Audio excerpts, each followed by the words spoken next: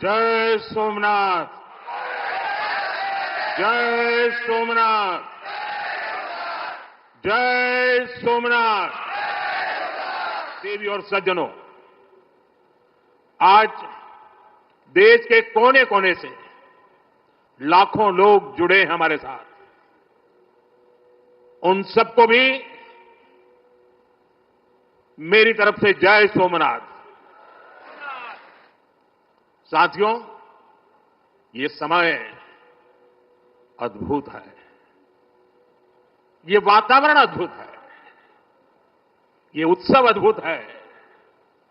एक और स्वयं देवादिदेव महादेव, दूसरी ओर समुद्र की विशाल लहरें, सूर्य की किरणें, मंत्रों की ये गूंज, आस्था का ये उफान, और इस दिव्य वातावरण में भगवान सोमनाथ के आप सब भक्तों की उपस्थिति, ये इस अवसर को दिव्य बना रही है, भव्य बना रही है।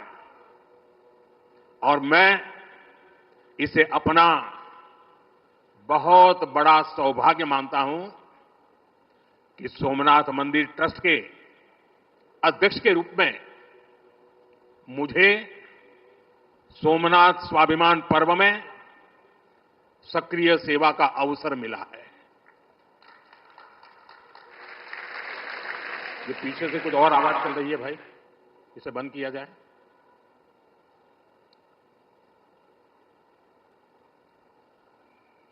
बहत्तर घंटों तक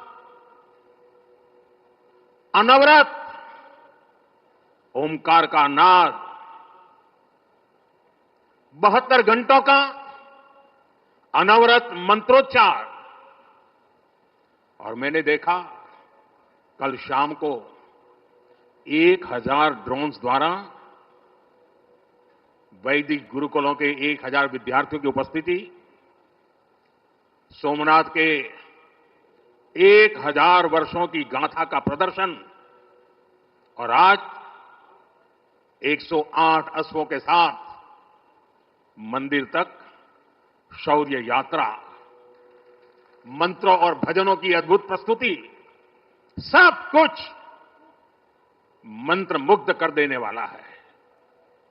इस अनुभूति को शब्द अभिव्यक्त नहीं कर सकते, इसे केवल समय ही संकलित कर सकता है। इस आयोजन में गर्व है, गरिमा है, गौरव है, और इसमें गरिमा का ज्ञान भी है। इसमें है वैभव की विरासत, इसमें है आध्यात्म की अनुभूति, अनुभव है, आनंद है, आत्मीयता है, और सबसे बढ़कर देवाधिदेव महादेव का आशीर्वाद है। आइए मेरे साथ बोलिए, नमः पार्वती पतये हर हर महादेव। साथियों, आज जब मैं आपसे बात कर रहा हूं तो मन में बार बार ये प्रश्न आ रहा है कि ठीक 1000 साल पहले, ठीक इसी जगह पर जहां आप बैठे हैं, क्या माहौल रहा होगा। आप जो यहां उपस्थित हैं, उनके पुरखों ने, आपके पुरखों ने, हमारे पुरखों ने जान की बाजी लगा दी थी। अपनी आस्था के लिए, अपने विश्वास के लिए, अपने महादेव के लिए उन्होंने अपना सब कुछ न्यौछावर कर दिया। 1000 साल पहले तब वो आतताई सोच रहे थे कि हमें जीत लिया, लेकिन आज 1000 साल बाद भी सोमनाथ महादेव के मंदिर पर फहरा रही ध्वजा पूरी सृष्टि का आह्वान कर रही है। कि हिंदुस्तान की शक्ति क्या है, उसका सामर्थ्य क्या है। प्रभास पाटन तीर की इस मिट्टी का कण कण शौर्य, पराक्रम और वीरता का साक्षी है। सोमनाथ के इस स्वरूप के लिए कितने ही शिव भक्तों ने, संस्कृति के उपासकों ने, संस्कृति के ध्वज धारकों ने अपने प्राणों की आहुति दी है। आज सोमनाथ स्वाभिमान पर्व पर सबसे पहले मैं हर उस वीर वीरांगना को नमन करता हूं जिसने सोमनाथ की रक्षा को, मंदिर के पुनर्निर्माण को अपना जीवन ध्येय बनाया, अपना सब कुछ देवाधिदेव महादेव को अर्पण कर दिया। भाइयों बहनों, प्रभास पाटन का एक क्षेत्र भगवान शिव का अपना क्षेत्र तो है। इसकी पवित्रता भगवान श्री कृष्ण से भी जुड़ी है। महाभारत काल में पांडवों ने भी इस तीर्थ में तपस्या की थी। इसलिए यह अवसर भारत के अनगिनत आयामों को नमन करने का भी अवसर है। यह भी एक सुखद संयोग है कि आज जब सोमनाथ मंदिर के इस स्वाभिमान यात्रा के 1000 साल पूरे हो रहे हैं, तो साथ ही 1951 में हुए इसके पुनर्निर्माण के 75 साल भी पूरे हो रहे हैं। मैं दुनिया भर के करोड़ों श्रद्धालुओं को सोमनाथ स्वाभिमान पर्व की शुभकामनाएं देता हूं। साथियों, सोमनाथ स्वाभिमान पर्व 1000 साल पहले हुए विध्वंस के स्मरण के लिए नहीं, ये पर्व 1000 साल की यात्रा का पर्व है। साथ ही ये हमारे भारत के अस्तित्व और अभिमान का पर्व है, क्योंकि हमें हर कदम पर, हर मुकाम पर सोमनाथ और भारत में अनोखी समानताएं दिखती है। जैसे सोमनाथ को नष्ट करने के एक नहीं अनेकों प्रयास हुए, दुष्प्रयास हुए, उसी तरह विदेशी आक्रांताओं द्वारा कई सदियों तक भारत को खत्म करने की लगातार कोशिशें होती रही, लेकिन न सोमनाथ नष्ट हुआ और न ही भारत नष्ट हुआ, क्योंकि भारत और भारत की आस्था के केंद्र एक दूसरे में समाये हुए हैं। साथियों, आप उस इतिहास के बारे में कल्पना करिए। आज से 1000 साल पहले सन 1026 में सबसे पहले गजनी ने सोमनाथ मंदिर को तोड़ा। उसे लगा उसने सोमनाथ का वजूद मिटा दिया, लेकिन कुछ वर्षों के भीतर भीतर सोमनाथ का पुनर्निर्माण हो चुका था। 12वीं शताब्दी में राजा कुमारपाल ने मंदिर का भव्य जीर्णोद्धार करा दिया था, लेकिन 13वीं शताब्दी के अंत में अलाउद्दीन खिलजी ने सोमनाथ पर फिर आक्रमण का दुस्साहस कर दिया। कहते हैं जालोर के रावल ने खिमजी सेनाओं से जमकर लोहा लिया। इसके बाद 14वीं शताब्दी की शुरुआत में जूनागढ़ के राजा द्वारा फिर से सोमनाथ की प्रतिष्ठा संपन्न कर दी गई। 14वीं शताब्दी के आखिरी वर्षों में मुजफ्फर खान ने सोमनाथ पर फिर हमला किया। वो हमला भी नाकाम रहा। 15वीं शताब्दी में सुल्तान अहमद शाह ने सोमनाथ मंदिर को दूषित करने की कोशिश की और इसी शताब्दी में उसके पोते सुल्तान महमूद बेगड़ा ने सोमनाथ पर आक्रमण कर मंदिर को मस्जिद बनाने की कोशिश की, लेकिन महादेव के भक्तों के प्रयासों से मंदिर पुनः जीवंत हो उठा। 17वीं 18वीं शताब्दी में औरंगजेब का दौर आया। उसने सोमनाथ मंदिर को अपवित्र किया। सोमनाथ को फिर मस्जिद बनाने की कोशिश की। उसके बाद भी अहल्याबाई होलकर ने नए मंदिर की स्थापना कर सोमनाथ को एक बार फिर साकार कर दिया। यानी सोमनाथ का इतिहास विनाश और पराजय का इतिहास नहीं है, ये इतिहास विजय और पुनर्निर्माण का है, हमारे पूर्वजों के पराक्रम का है, हमारे पूर्वजों के त्याग और बलिदान का है। आतताई आते रहे, मजहबी आतंक के नए नए आक्रमण होते रहे, लेकिन हर युग में सोमनाथ पुनः पुनः स्थापित होता रहा। इतनी सदियों तक का संघर्ष, इतना लंबा प्रतिकार, इतना महान धैर्य, सृजन और पुनर्निर्माण का ऐसा जीवन, ये सामर्थ्य अपनी संस्कृति में, ऐसा विश्वास और ऐसी आस्था दुनिया के इतिहास में ऐसा उदाहरण मिलना मुश्किल है। जरा મને જવાબ આપજો પહેલા। આપણે આપણા પૂર્વજોના પરાક્રમનું પુણ્ય સ્મરણ કરવું જોઈએ કે ના કરવું જોઈએ? આપણા પૂર્વજોએ કરેલા પરાક્રમમાંથી પ્રેરણા લેવી જોઈએ કે નહીં લેવી જોઈએ? એવો કોઈ દીકરો હોય, એવા કોઈ સંતાન હોય કે જે પોતાના પૂર્વજોને ભૂલવા માટેના નાટક કરે? भाइयों बहनों, जब गजनी से लेकर औरंगजेब तक तमाम आक्रांता सोमनाथ पर हमला कर रहे थे, तो उन्हें लग रहा था कि उनकी तलवार सनातन सोमनाथ को जीत रही है। वो मजहबी कट्टरपंथी ये नहीं समझ पाए कि जिस सोमनाथ को वो नष्ट करना चाहते हैं, उनके नाम में ही सोम अर्थात अमृत जुड़ा हुआ है। उसमें हलाहल को पीकर भी अमर रहने का विचार जुड़ा है। उसके भीतर सदाशिव महादेव के रूप में वो चैतन्य शक्ति प्रतिष्ठित है, जो कल्याणकारक भी है और प्रचंड तांडव शिव ये शक्ति का स्रोत भी है।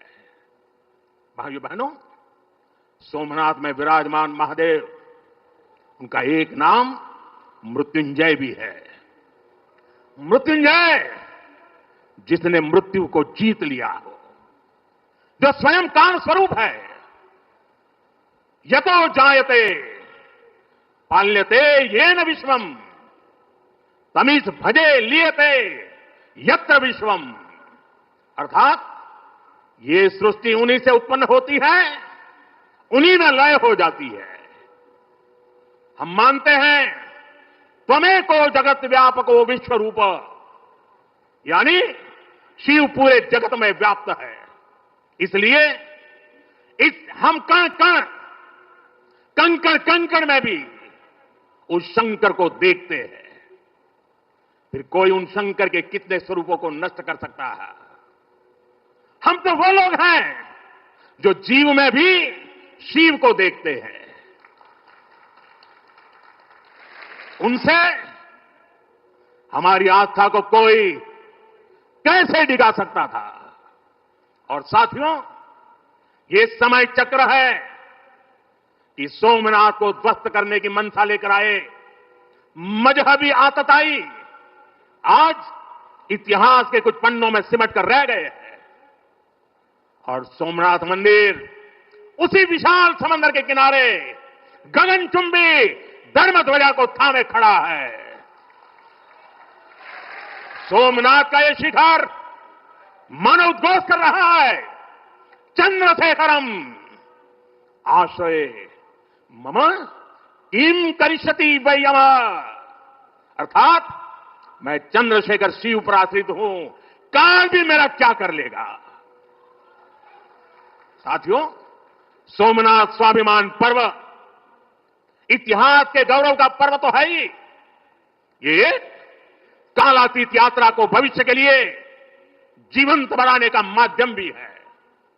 हमें इस अवसर को अपने अस्तित्व और पहचान को सशक्त करने के लिए उपयोग करना है।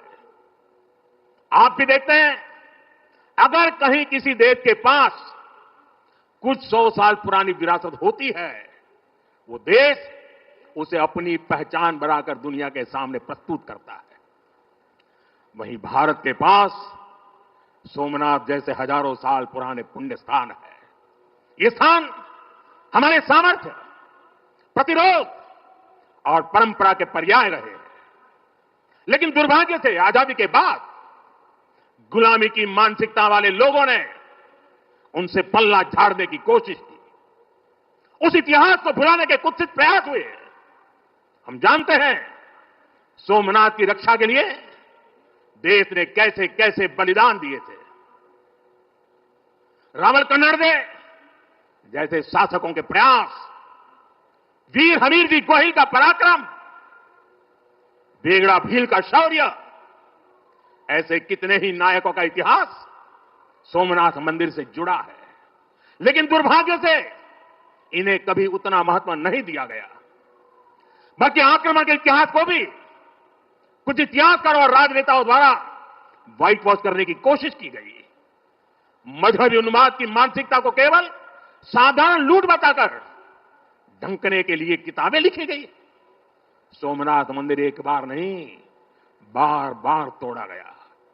अगर सोमनाथ पर आक्रमण केवल आर्थिक लूट के लिए हुए होते तो 1000 साल पूर्व पहली बड़ी लूट के बाद रुक गए होते। लेकिन ऐसा नहीं हुआ।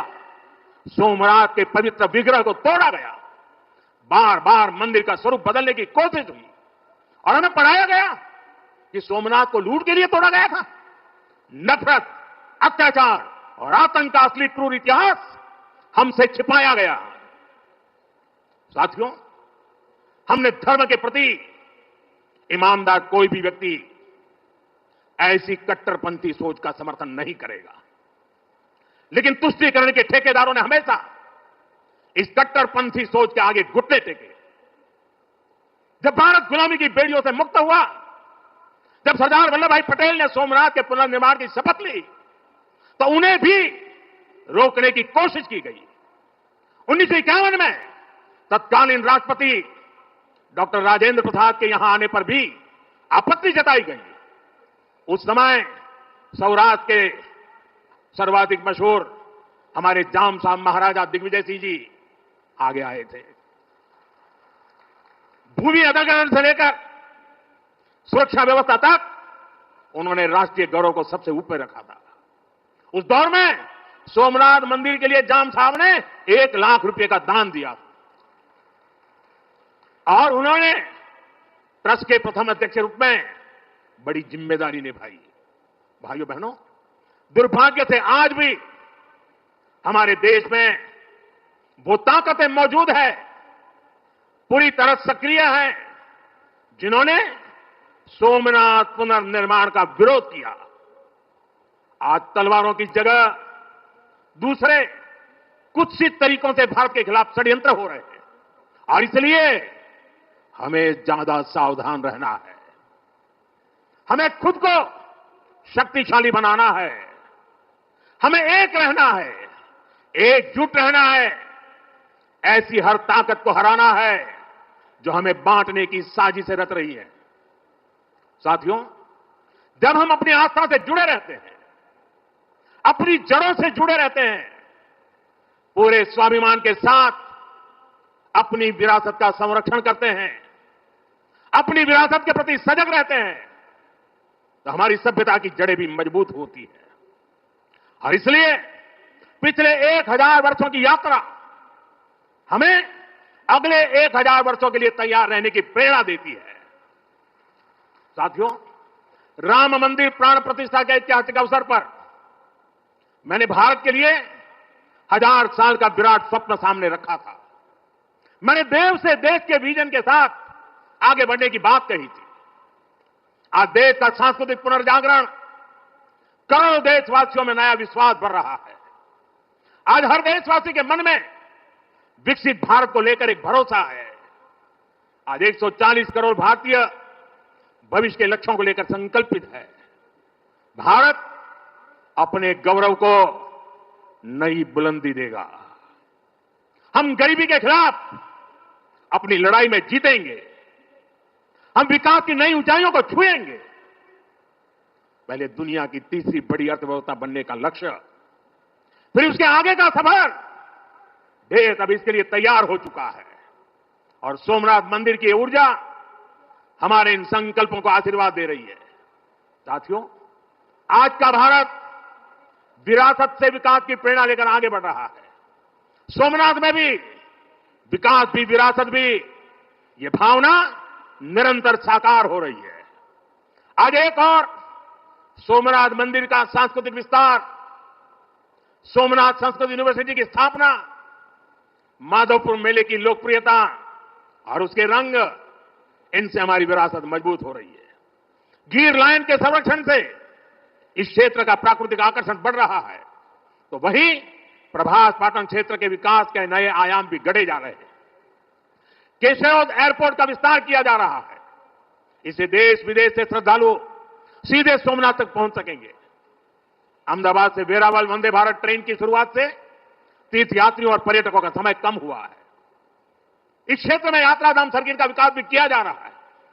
यानी आज का भारत आस्था को स्मरण करने के साथ ही इंफ्रास्ट्रक्चर, कनेक्टिविटी और टेक्नोलॉजी के जरिए उसे भविष्य के लिए सशक्त भी कर रहा है। साथियों, हमारी सभ्यता का संदेश कभी किसी को पराजित करने का नहीं रहा, बल्कि जीवन को संतुलन में रखने का रहा है। हमारे यहां आस्था की राह हमें घृणा की तरफ नहीं ले जाती। हमारे यहां शक्ति हमें विनाश करने का अहंकार नहीं देती। सोमनाथ जैसे तीर्थ ने हमें सिखाया है कि सृजन का मार्ग लंबा होता है, लेकिन वही स्थायी होता है, चिरंजीव होता है। तलवार की नोक पर कभी दिलों को नहीं जीता जा सकता। जो सभ्यताएं दूसरों को मिटाकर आगे बढ़ना चाहती हैं, वे स्वयं समय में खो जाती है। इसलिए भारत ने दुनिया को यह नहीं सिखाया कि दूसरे को हराकर कैसे जीता जाए, बल्कि यह सिखाया कि कैसे दिलों को जीतकर जिया जाए। ये विचार आज दुनिया की जरूरत है। सोमनाथ की 1000 वर्षों की गाथा पूरी मानवता को सीख दे रही है। इसलिए आइए हम संकल्प करें, हम विकास की ओर आगे बढ़ें, कदम से कदम मिलाकर चले, कंधे से कंधा मिलाकर चले, मन से मन को जोड़कर चले। लक्ष्य को ओझल दिए हुए बिना हम चलते चले और साथ ही अपने अतीत और अपनी विरासत से भी जुड़े रहें। हम आधुनिकता को अपनाते हुए अपनी चेतना को संभाले रखें। आइए सोमनाथ स्वाभिमान पर्व जैसे आयोजनों से प्रेरणा लेते हुए विकसित होने के मार्ग पर तेजी से चले। हर चुनौती को पार करते हुए हम अपने लक्ष्य तक पहुंचे। और ये कार्यक्रम आज तो शुरू हो रहा है। हमें 1000 साल का स्मरण देश के कोने कोने में करना है। दुनिया को हमारी विरासत का परिचय करवाना है। हमें 75 साल का ये नया पर्व भी मनाना है। और हम 2027 मई तक इसको मनाते रहें, जन जन को जगाते रहें। जगा हुआ देश सपनों को साकार करने के लिए चलता रहे। इसी कामना के साथ एक बार फिर समस्त देशवासियों को मैं बहुत बहुत शुभकामनाएं देता हूं। हर हर महादेव। जय सोमनाथ, जय सोमनाथ, जय सोमनाथ।